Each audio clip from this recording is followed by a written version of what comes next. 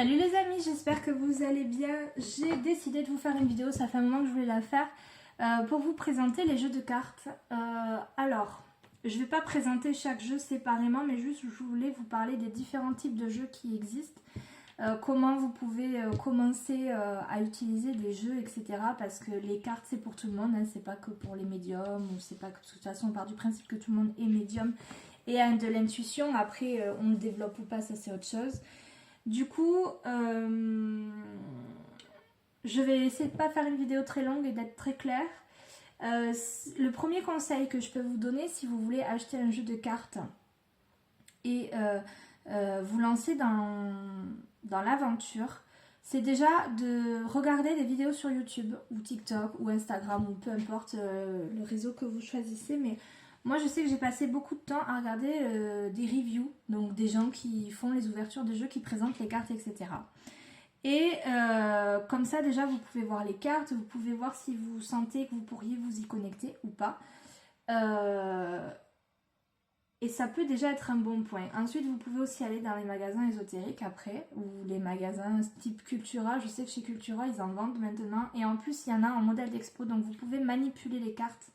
C'est important parce qu'il va falloir trouver un format de carte qui vous convienne pour le brassage. Je vais vous montrer après les tailles que vous pouvez trouver, mais c'est vrai que si vous n'êtes pas à l'aise pour brasser vos cartes, ça va vous décourager. L'esthétique, au départ, moi je me basais beaucoup sur l'esthétique, puis je me suis rendu compte qu'il y a des jeux que je m'étais promis de ne jamais acheter, que je trouvais très laids et où je pensais qu'ils ne me parleraient pas, et finalement ce sont les plus efficaces. Et d'autres que je trouvais magnifiques et qui ne m'ont jamais parlé, que j'ai même revendu ou échangé. Donc voilà, déjà il y a ça à prendre en compte. Ensuite, il faut se lancer dans les cartes, mais prendre ça comme quelque chose que vous allez essayer, comme on essaye la couture, comme on essaye la pâtisserie, comme on essaye... voilà. Il faut pas se dire... il faut pas prendre ça... Alors, je vais pas dire qu'il faut pas prendre ça trop au sérieux, parce qu'il faut quand même... voilà, il faut pas faire ça n'importe comment. Mais prenez ça comme quelque chose que vous allez tester, comme un enfant va tester un jeu, comme un enfant va essayer un nouveau sport, etc. Il faut le prendre comme ça. Il ne faut pas faire ça de manière scolaire, il ne faut pas se mettre des barrières, il ne faut pas se mettre de croyances limitantes, se dire qu'on ne va pas y arriver, etc. Ensuite, autre chose importante aussi, dans les jeux de cartes, vous avez des petits livrets. Alors j'ai dû ranger les livrets avec les boîtes. Vous avez des petits livrets. Au départ, moi je me cantonnais à lire le bouquin de A à Z, à regarder les significations, etc. jusqu'à ce que je comprenne qu'en fait les significations, c'est fait avec le référentiel de celui qui a créé le jeu. Donc en fait une signification pour par exemple la personne qui a créé ce jeu là ne sera pas la même signification que moi je vais donner, parce que j'ai mon propre référentiel, etc. Alors c'est une bonne base quand vous voulez avoir des mots-clés par exemple au début. Mais moi ce que je vous conseille de faire, et c'est très difficile au départ parce que je vous dis je ne faisais pas du tout comme ça au début, c'est de prendre les cartes une par une, de regarder le dessin que vous avez dessus et de voir qu'est-ce qui vous vient spontanément. Est-ce que ça va être un mot, est-ce que ça va être... Et vous notez pour chaque carte. Vous notez pour chaque carte et ensuite vous pouvez aller regarder dans le livre. Alors si ce que vous avez écrit ne correspond pas à ce qu'il y a dans le livre, ça ne veut pas dire que vous avez tort. Ce qui est important, c'est que parfois dans le livre ça vous apporte un complément, mais si ce qu'il y a dans le livre ne vous parle pas, ne vous fiez pas au livre. Alors je sais, il y en a qui vont dire oui, mais quand même tirer les cartes, machin, si on ne suit pas le livre, machin, non. Ce qu'il faut savoir, c'est que plus vous suivrez votre intuition et vos ressentis sur les cartes, et meilleurs seront vos tirages. Si vous suivez trop de manière scolaire ce qu'il y a dans les livrets, ça ne sera pas spontané, ça ne correspondra pas, et vous finirez par vous dire non, je suis pas faite pour ça, et vous allez lâcher l'affaire en fait. Donc il faut vraiment d'entrée de jeu jouer le jeu de vous connecter à votre intuition, etc. Ensuite, vous avez différents types de de jeux de cartes. Parce qu'après, les tarots, c'est une partie des jeux de cartes qu'on peut avoir. Il peut faire peur le tarot, mais je vous garantis que ça vaut le coup de se pencher sur ce jeu-là. Donc, vous allez avoir des oracles type petit message. Vous les connaissez, celui-ci je l'utilise beaucoup en conseil, des fois en fin de tirage, ou ça m'arrive moi personnellement un matin ou dans la journée d'avoir besoin d'un petit message, d'un petit quelque chose. Et ben, je vais aller tirer une petite carte. Donc c'est des oracles, voilà, celui-là il est petit en taille. Vous allez avoir, ben là c'est l'archange Métatron, mais voilà, vous allez avoir un mot-clé et une explication. Pareil, c'est des choses, il faut que ça vous parle. Vous avez celui sur les heures miroirs. Donc les heures miroirs, pour ceux qui ne savent pas ou qui ne sont pas penchés sur la question, ça va être 13h13, 10h10, 10h01 pour les inversés. Et après, vous allez avoir 3h33 par exemple pour les multiples. Mais vous pouvez l'utiliser pareil. Vous remuez vos cartes, vous piochez une carte, vous tirez au hasard. Bon, moi je ne m'en sers pas comme ça du coup, mais... et vous avez votre petit message. Toujours pareil, vous allez avoir ici donc l'heure miroir. Mots-clés et un petit texte. Ça parle ou ça parle pas. Après voilà, faut être ça. Après l'interprétation, faut être honnête avec soi-même, surtout quand ça nous concerne personnellement. Après, vous avez d'autres jeux de cartes comme celui-là. Celui-là aussi, je l'utilise souvent en fin de tirage. Donc c'est sur les portes de l'intuition.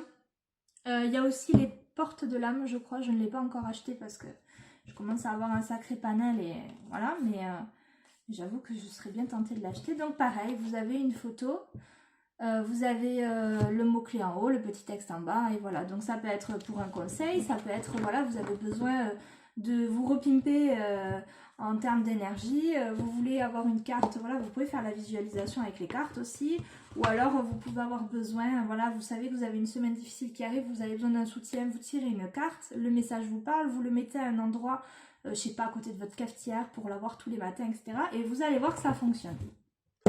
Ça, ce sont des oracles à message, donc c'est pas forcément des oracles... alors je crois qu'il y en a qui font du prédictif avec moi, je m'en sers pas du tout pour ça, je suis vraiment sur le conseil pour y voir plus clair, etc. Mais voilà, les petits oracles à message comme ça peut être pas mal. Ensuite, vous allez avoir tout ce qui est oracle plus classique. Vous avez celui-ci par exemple, l'oracle de l'arbre de vie. Donc si je vous montre la taille des cartes, elles sont immenses. Donc à brasser, ben voilà, ça fait partie des choses. Si vous avez des petites mains, ça peut être compliqué, donc il faut apprendre à brasser dans l'autre sens, etc. Donc voilà, hein, c'est celui-là, vous l'avez déjà vu aussi plusieurs fois. En plus c'est bien parce que je vous montre les cartes à l'envers, certaines, bon c'est pas grave. Donc vous avez ça, vous avez l'oracle des miroirs. Donc souvent vous avez les oracles, ils sont vendus en coffret. Le coffret change en fonction de l'éditeur, mais bon après ça c'est pas non plus, voilà. Donc à l'intérieur vous avez souvent le petit livret comme ça, plus ou moins complet, avec la signification des cartes. Voilà, il ne faut pas hésiter à s'approprier les livres. Après, vous avez souvent des conventions de tirage. Alors ça, je vais y revenir après. Ou peut-être que je referai une vidéo si vous voulez avoir plus de précision. On va faire un premier jet comme ça. Mais vous avez aussi souvent des conventions de tirage, c'est-à-dire comment placer vos cartes, quelles seront les significations, etc. Ça, j'y reviendrai dessus parce que franchement, après, c'est propre à chacun. Au début, j'utilisais beaucoup de conventions et maintenant, je n'utilise absolument aucune convention. Je tire comme ça. Donc, oracle des miroirs, vous voyez, il est assez simple sur les dessins. Moi, je me suis rajouté des mots-clés supplémentaires qui me parlent davantage que ceux qui étaient déjà écrits. Et voilà. Alors, ça, c'est des oracles. On peut très bien faire du prédictif. On peut très bien faire du... alors, je vais dire du psychologique, mais voilà, c'est pas... c'est psychologique dans le sens où on peut très bien, voilà, vous avez un blocage sur une situation, bah, vous allez essayer d'avoir des informations. Et le prédictif, mais voilà, vous voulez savoir comment va évoluer une situation, ou en tout cas quel chemin pourrait prendre une situation ou une décision, vous allez pouvoir tirer les cartes. Après, ça peut aussi vous donner juste des messages sur votre situation actuelle. Voilà, si vous allez faire une rencontre, si vous allez... Mais encore une fois, c'est toujours pareil, il y a des pièges et il faut faire attention, surtout quand on se tire les cartes à soi-même. Il faut toujours avoir du recul et se dire que c'est pas parce que ça sort dans les cartes que c'est inscrit dans le marbre et que ça va arriver. Si vous voulez pas que ce qui sort dans les cartes arrive, vous allez prendre les décisions en conséquence. Il faut surtout pas se conformer que à ce qu'il y a dans les cartes. Et là, c'est un piège, et ça, je crois que j'en avais déjà parlé dans une vidéo. Après, vous avez l'oracle Béline, pareil, en coffret. Alors là, je n'ai pas le livret sur moi, mais c'est celui-ci. Donc, vous voyez, en termes de taille de cartes, celles-ci, elles sont plus petites, je crois, qu'un jeu de cartes 32 classique. Donc, celui-là, vous le voyez souvent. C'est un des jeux que j'avais juré de ne jamais acheter. Je m'étais dit, mais c'est pas possible, parce qu'on le voyait vraiment partout. Hein. Celui-là, il est très connu. C'est un jeu que je m'étais juré de ne jamais acheter. Parce que je le trouve pas spécialement esthétique, et finalement je crois que les meilleurs tirages je les obtiens souvent avec celui-là, donc comme quoi des fois on peut pas savoir ce qui peut se passer avec un jeu de cartes. Donc l'esthétique ça ne suffit pas pour choisir un jeu de cartes. Ensuite, dans le même type de jeu, vous allez avoir l'oracle de Ro que je viens d'utiliser sur les énergies. Celui-là, c'est mon petit dernier. 80 cartes, pareil. Alors, un oracle n'a pas un nombre de cartes limité. Vous avez des oracles avec 30 cartes, 25, d'autres avec 80. Ça, c'est un oracle et il y a 80 cartes. Vraiment, plus il y en a, plus j'adore. Ça, c'est format un peu tarot au niveau du jeu. Donc, vous voyez, pour le prendre en main, même s'il est un peu long, vous pouvez toujours le tourner et le brasser comme ça. Ça marche aussi. Il n'y a pas de règles définies. Il y en a qui brassent les cartes comme avec le poker. Donc vous voyez, celui-ci, vous avez pu découvrir quelques cartes dans le dernier tirage que j'ai fait. Je le trouve très très bien aussi, très complet. Il y a souvent des personnages, il y a des saisons, voilà. Après, ne vous faites pas avoir parce que des fois, trop de personnages, trop de saisons, ça peut être un piège. On veut toujours dater au maximum, mais on ne peut pas clairement dater un événement avec un jeu de cartes. Enfin, on est obligé de se tromper parce qu'en fait, la temporalité, elle est complètement différente.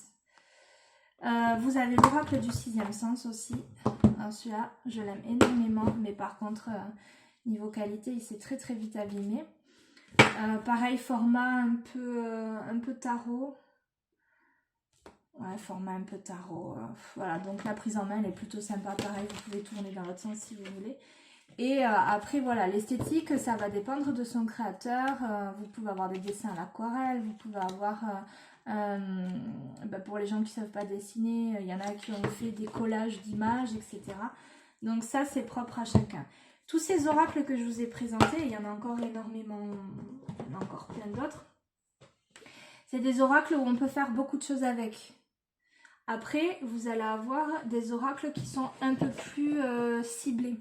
Par exemple, vous avez celui-ci d'Isabelle Serre qui est sur la libération énergétique. Celui-ci, par exemple, c'est quand vous allez faire un tirage.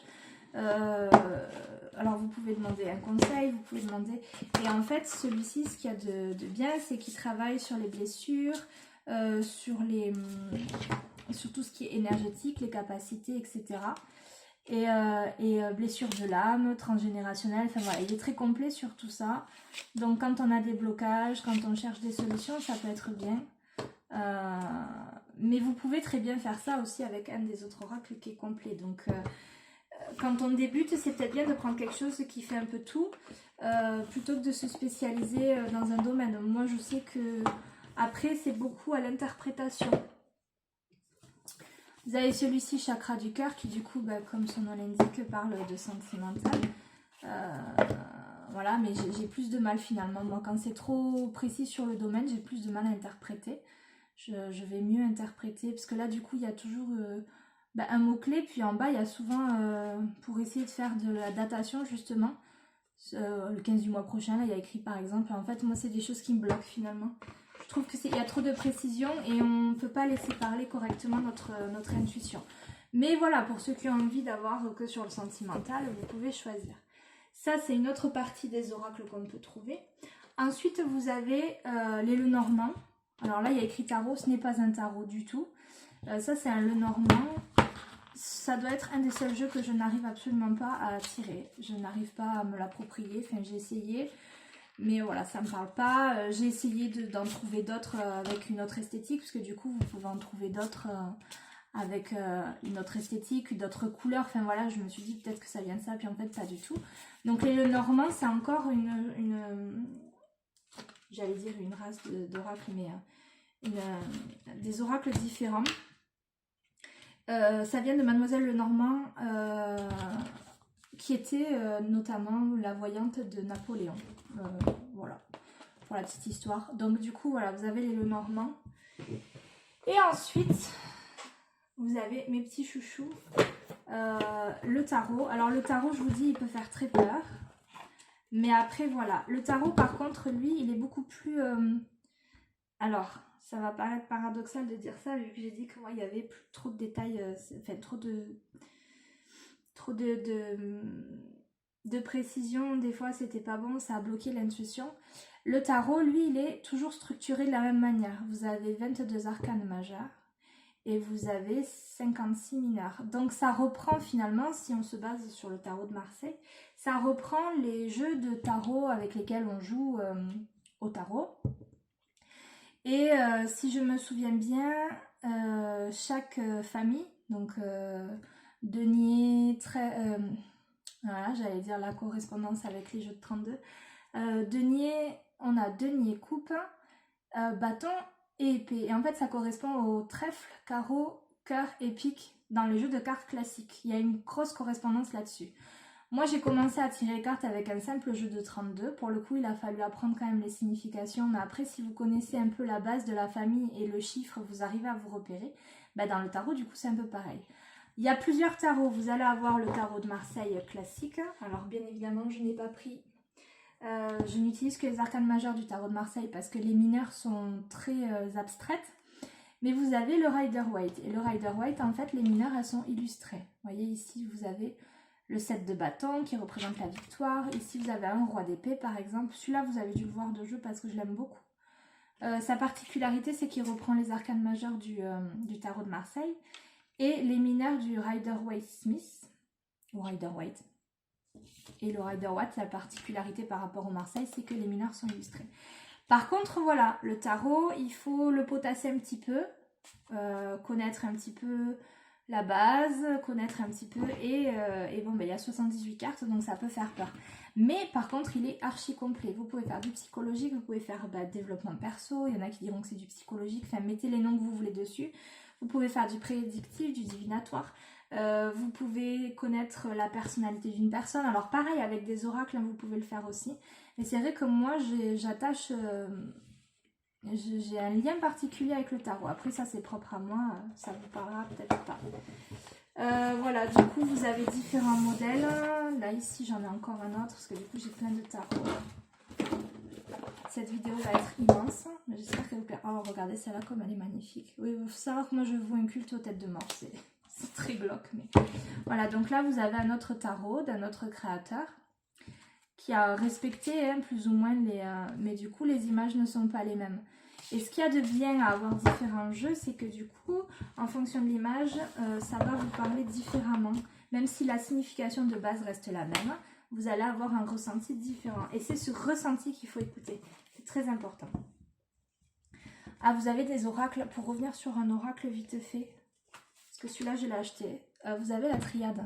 Alors celui-là, les gars, autant vous dire que le tarot à côté, il peut aller se rhabiller, tellement il paraît simple. Moi, personnellement, j'y arrive pas. Alors, s'il y a des gens qui tirent les cartes et qui arrivent, ben, je suis bien preneuse de conseils parce que celui-là, en fait, je le trouve magnifique. Je l'aime beaucoup. Mais voilà, celui-là, il me parle pas. J'y arrive pas. Alors, ou c'est moi qui bloque, ou il y a trop de symbolique, ou voilà, mais j'y arrive pas. Et je l'adore pourtant, il est riche en symboles, etc. Mais celui-là, par contre, c'est un gros morceau. Et même si j'ai essayé de le potasser, voilà. Alors après au niveau des prix, les prix des oracles et des tarots ça peut varier entre 25 et 30-35 € quand c'est des mass market, c'est-à-dire que c'est des tarots et des jeux qui sont imprimés en très grosse quantité, vous les retrouvez sur Amazon, Cultura, etc. Et pour un tarot qui est auto-édité, forcément c'est plus cher. Après il y en a qui sont magnifiques, hein. Moi il y en a certains, franchement c'est dur de résister. Mais voilà, vous pouvez acheter vos jeux d'occasion. Certains vont me dire oui mais les jeux s'ils ont été utilisés par quelqu'un etc. Un jeu ça se nettoie. Moi personnellement je marche au ressenti en fonction de l'annonce, de la photo, vous sentez si vous pouvez l'acheter à cette personne ou pas. Donc là encore je vous conseille de suivre votre intuition. Moi il y a eu des moments où j'ai même craqué, je suis allée acheter des tarots sur AliExpress. Bon j'en suis pas spécialement fière mais mais voilà, franchement, celui-là, c'est un tarot. Alors par contre, la qualité, forcément, vous payez 5 € le jeu, les cartes sont hyper fines, hyper petites, etc. Mais par contre, voilà. Après, sachez que AliExpress, c'est de la copie, c'est pas bien, c'est pas éthique. Moi, je l'ai fait à un moment donné parce que vraiment, j'avais envie d'essayer et qu'en fait, je voulais vraiment beaucoup de jeux différents. Je suis revenue dessus et puis après voilà, le problème c'est qu'il y a des jeux, vous allez les payer 25 €, vous allez faire 3 tirages et les cartes vont s'abîmer sur le dessus, sur le côté. Alors je suis pas une bourrique du brassage quand même, je ne les maltraite pas et donc vous payez quand même 25 € le jeu. Donc le compromis qui peut être bien, c'est acheter d'occasion comme beaucoup de choses. Maintenant il faut faire attention sur qui vous tombez, sur le prix. Il y a des tarots qui peuvent se vendre jusqu'à 300 € parce que ce sont des pièces de collection. Donc voilà, mais vous pouvez très bien acheter un jeu d'occasion. Vous le passez à l'encens, vous nettoyez. Enfin, en fait, quand vous prenez le jeu en main, il faut ressentir et vous dire, voilà, est-ce que je dois le nettoyer à l'encens? Est-ce que... Moi, le truc que je fais, je remets toutes les cartes dans l'ordre s'il y a des chiffres. Je remets toutes les cartes dans l'ordre. Mais je passe pas spécialement mes jeux à l'encens comme certains le font. Alors c'est peut-être pas bien, je sais pas. Mais ça c'est pareil, c'est encore une autre histoire. C'est chacun ses rituels. Je pense que j'ai fait le tour. J'ai l'impression que cette vidéo était très brouillon. Elle va être très longue en plus. Mais voilà. Si vous avez envie d'avoir plus de détails sur les jeux de cartes, c'est avec plaisir. Moi j'adore ça. Si vous voulez... avoir des infos sur comment tirer les cartes, des astuces, des choses comme ça, ben, faut pas hésiter non plus. Et surtout, si vous avez envie de le faire, lancez-vous parce que c'est vraiment hyper intéressant. On peut faire ça en développement personnel, hein, après sans parler d'en faire un métier ou de... voilà, ça peut être hyper un outil très intéressant. Voilà, ben, j'espère que la vidéo vous plaira. N'hésitez pas à commenter, à liker, à la partager, etc. Et puis à poser des questions. Moi, je serais trop contente d'échanger sur le sujet. Bye bye!